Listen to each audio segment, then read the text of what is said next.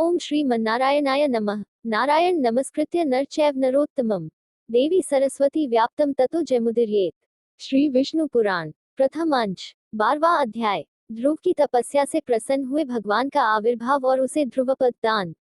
श्री प्राशर जी बोले, हे मैत्रेय, यह सब सुनकर राजपुत्र ध्रुव उन ऋषियों को प्रणाम कर उस वन से चल दिया। एक और हे द्विज, अपने को कृतकृत्य सा मानकर वह यमुना तटवर्ती अति पवित्र मधु नामक वन में आया। आगे चलकर उस वन में मधु नामक दैत्य रहने लगा था, इसलिए वह इस पृथ्वीतल में मधुवन नाम से विख्यात हुआ। 2-3 वही मधु के पुत्र लवण नामक महाबली राक्षस को मारकर शत्रुघ्न ने मथुरा मथुर नाम की पूरी बसाई। 4 जिस मधुवन में निरंतर देवदेव श्रीहरि की सन्निधि रहती है, उसी सर्वपापापहारी तीर्थ में ध्रुव ने तपस्या की। 5 मरीचि आदि मुनीश्वरों ने उसे जिस प्रकार उपदेश किया था, उसने उसी प्रकार अपने हृदय में विराजमान निखिल देवेश्वर श्री विष्णु भगवान का ध्यान करना आरंभ किया। 6 इस प्रकार हे विप्र, अनन्यचित होकर ध्यान करते रहने से उसके हृदय में सर्वभूतांतर्यामी भगवान हरि सर्वतोभाव से प्रकट हुए। 7 मैं मैत्रेय योगी ध्रुव के चित्त में भगवान विष्णु के स्थित हो जाने पर सर्वभूतों को धारण करने वाली पृथ्वी उसका भार न संभाल सकी। 8 उसके बाएं चरण पर खड़े होने से पृथ्वी का बायां आधा भाग झुक गया और फिर दाएं चरण पर खड़े होने से दायां भाग झुक गया। 9 और जिस समय वह पैर के अंगूठे से पृथ्वी को बीच से दबाकर खड़ा हुआ तो पर्वतों के सहित समस्त भूमंडल विचलित हो गया। 10 हे महामुने, उसमें नदी नद और समुद्र आदि सभी अत्यंत क्षुब्ध हो गए और उनके क्षोभ से देवताओं में भी बड़ी हलचल मची। 11 हे मैत्रेय, तब याम नामक देवताओं ने अत्यंत व्याकुल हो इंद्र के साथ परामर्श कर उसके ध्यान को भंग करने का आयोजन किया। 12 हे महामुने, इंद्र के साथ अति आतुर कुष्मांड नामक उपदेवताओं ने नाना रूप धारण कर उसकी समाधि भंग करने आरंभ किया। 13 उसमें माया ही से रची हुई उसकी माता सुनीति नेत्रों में आंसू भरे उसके सामने प्रकट हुई और हे पुत्र, ऐसा कहकर करुणायुक्त वचन बोलने लगी, बेटा, तू शरीर को घुलाने वाले इस भयंकर तप का आग्रह छोड़ दे। मैंने बड़ी बड़ी कामनाओं द्वारा तुझे प्राप्त किया है। 14-15 अरे, मुझ अकेली अनाथा दुखिया को सौत के कटु वाक्यों से छोड़ देना मुझे उचित नहीं है। बेटा, मुझ आश्रयहीना का तो एकमात्र तू ही सहारा है। 16 कहाँ तो 5 वर्ष का तू और कहाँ तेरा यह अति उग्र तप। अरे, इस निष्फल क्लेशकारी आग्रह से अपना मन मोड़ ले। 17 अभी तो तेरे खेलने कूदने का समय है, फिर अध्ययन का समय आएगा, तदनंतर समस्त भोगों के भोगने का और फिर अंत में तपस्या करना भी ठीक होगा। 18 बेटा, तुझ सुकुमार बालक का जो खेल कूद का समय है उसी में तू तपस्या करना चाहता है, तू इस प्रकार क्यों अपने सर्वनाश में तत्पर हुआ है।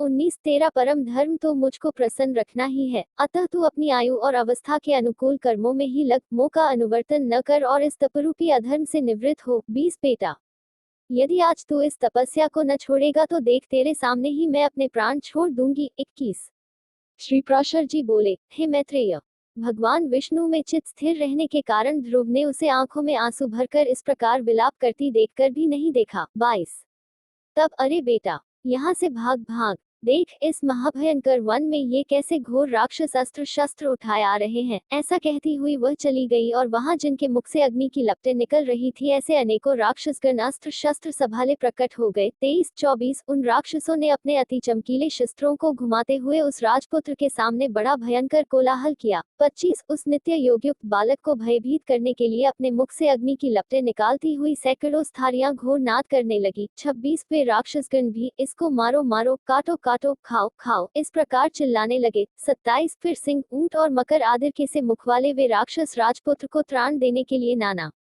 प्रकार से गरजने लगे। 28 किंतु उस भगवदासक्त चित बालक को वे राक्षस, उनके शब्द, स्यारियां और अस्त्र शस्त्रादि कुछ भी दिखाई नहीं दिए। 29 वह राजपुत्र एकाग्रचित से निरंतर अपने आश्रयभूत विष्णु भगवान को ही देखता रहा और उसने किसी की ओर किसी भी प्रकार दृष्टिपात नहीं किया। 30 तब संपूर्ण माया के लीन हो जाने पर उससे हार जाने की आशंका से देवताओं को बड़ा भय हुआ। 31 अतः उसके तप से संतप्त हो वे सब आपस में मिलकर जगत के आदि कारण शरणागत वत्सल अनादि और अनंत श्रीहरि की शरण में गए। 32 देवता बोले, हे देवाधिदेव जगन्नाथ परमेश्वर पुरुषोत्तम, हम सब ध्रुव की तपस्या से संतप्त होकर आपकी शरण में आए हैं। 33 हे देव, जिस प्रकार चंद्रमा अपनी कलाओं से प्रतिदिन बढ़ता है, उसी प्रकार यह भी तपस्या के कारण रात दिन उन्नत हो रहा है। 34 हे जनार्दन, इस उत्तानपाद के पुत्र की तपस्या से भयभीत होकर हम आपकी शरण में आए हैं, आप उसे तप से निवृत्त कीजिए। 35 हम नहीं जानते वह इंद्रत्व चाहता है या सूर्यत्व अथवा उसे कुबेर, वरुण या चंद्रमा के पद की अभिलाषा है। 36 अतः हे ईश,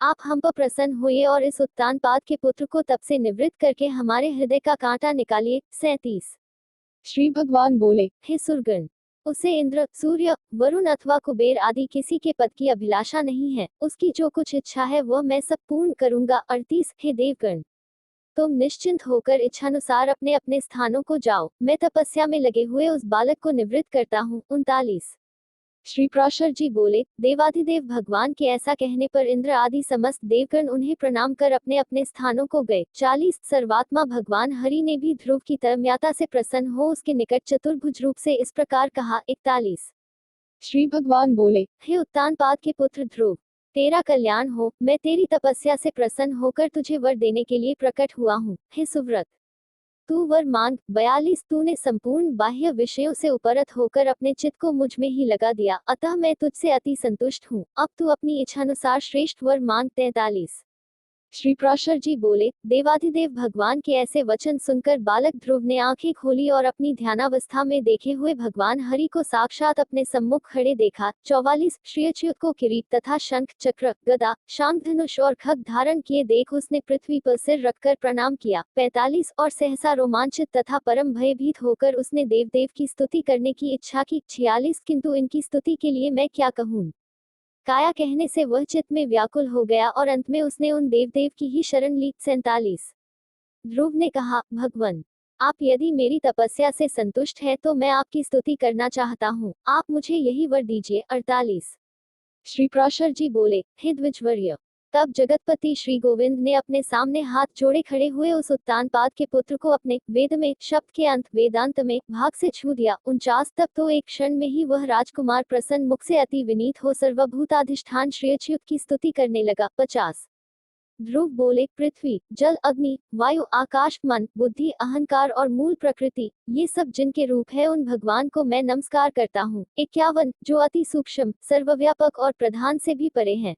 वह पुरुष जिनका रूप है उन गुण भोक्ता परम पुरुष को मैं नमस्कार करता हूँ। 52 हे परमेश्वर, पृथ्वी आदि समस्त भूत, गंधादि उनके गुण, बुद्धि आदि अंतःकरण चतुष्टय तथा प्रधान और पुरुष जीव से भी परे जो सनातन पुरुष है, उन आप निखिल ब्रह्मांड नायक के ब्रह्मभूत शुद्ध स्वरूप आत्मा की मैं शरण हूँ। 53 54 हे सर्वात्मन, हे योगियों के चिंतनीय, व्यापक और वर्धनशील होने के कारण आपका जो ब्रह्म नामक स्वरूप है, उस विकाररहित रूप को मैं नमस्कार करता हूँ। 55 हे प्रभु, आप हजारों मस्तकों वाले, हजारों नेत्रों वाले और हजारों चरणों वाले परम पुरुष है, आप सर्वत्र व्याप्त है और संपूर्ण ब्रह्मांड को व्याप्त कर 10 गुण महाप्रमाण स्थित है। 56 श्री भगवान बोले, हे ध्रुव, तुमको मेरा साक्षात दर्शन प्राप्त हुआ, इससे अवश्य ही तेरी तपस्या तो सफल हो गई, परंतु हे राजकुमार, मेरा दर्शन भी तो कभी निष्फल नहीं होता। 57 इसलिए तुझको जिस वर की इच्छा हो वह मांग ले, मेरा दर्शन हो जाने पर पुरुष को सभी कुछ प्राप्त हो सकता है। 58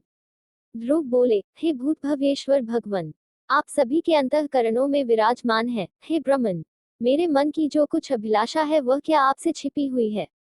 59 तो भी, हे देवेश्वर, मैं दुर्विनीत जिस अति दुर्लभ वस्तु की हृदय से इच्छा करता हूँ उसे आपकी आज्ञानुसार आपके प्रति निवेदन करूंगा। 60 हे समस्त संसार को रचने वाले परमेश्वर, आपके प्रसन्न होने पर संसार में क्या दुर्लभ है।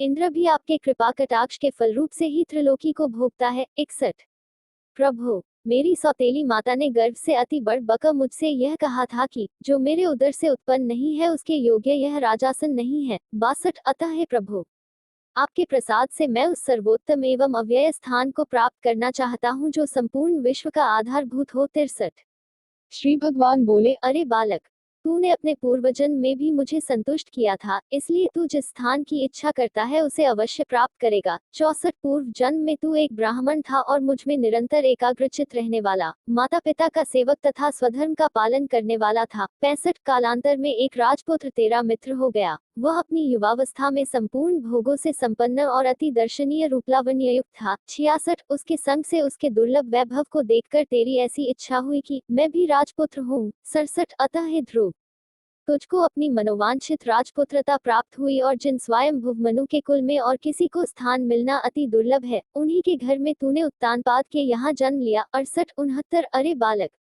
जिसने तुझे संतुष्ट किया है उसके लिए तो यह अत्यंत तुच्छ है। मेरी आराधना करने से तो मोक्ष पद भी तत्काल प्राप्त हो सकता है, फिर जिसका चित्त निरंतर मुझ में हूँ लगा हुआ है उसके लिए स्वर्गादि लोकों का तो कहना ही क्या है।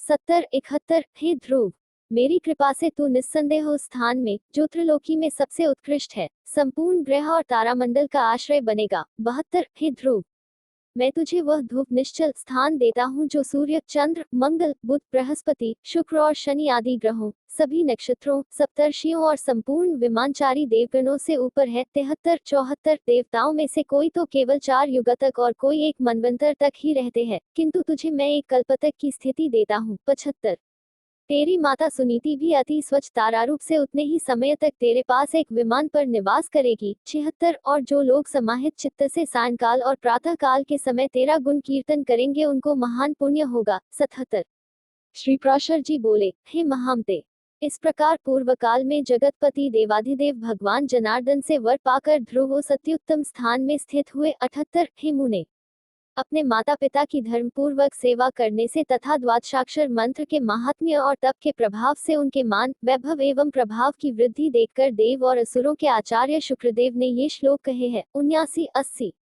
अहो, इस ध्रुव के तप का कैसा प्रभाव है, अहो, इसकी तपस्या का कैसा अद्भुत फल है जो इस ध्रुव को ही आगे रखकर सप्तर्षिगण स्थित हो रहे हैं। 81 इसकी यह सुनीति नाम वाली माता भी अवश्य ही सत्य और हितकर वचन बोलने वाली है। संसार में ऐसा कौन है जो इसकी महिमा का वर्णन कर सके।